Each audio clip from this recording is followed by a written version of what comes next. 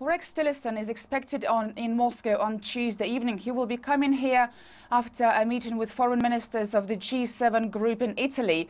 He will come to Moscow on Tuesday night and will spend some time with the US Embassy staff. And on Wednesday morning Moscow time, he is expected to meet with Russia's Foreign Minister Sergey Lavrov.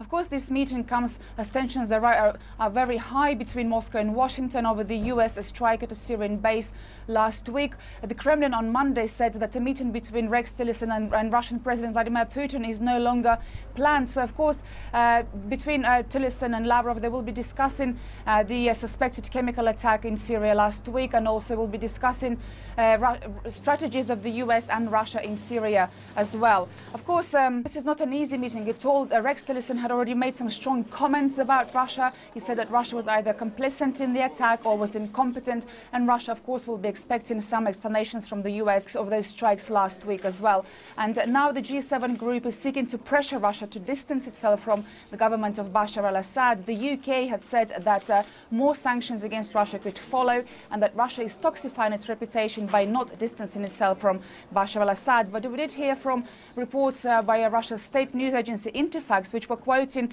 the Kremlin spokesman as saying that Moscow will not abandon Assad for a Syria deal with the United States. And Peskov has also said that the Western leaders' demands for Assad to step down have no prospects. So certainly Russia continues to deny that the Syrian government had any responsibility in that attack on Tuesday in Syria last week. And Russia's version of events is that the Syrian government hit a rebel depot full of chemical munitions. So now Russia is calling for an international investigation into that attack last week in Syria.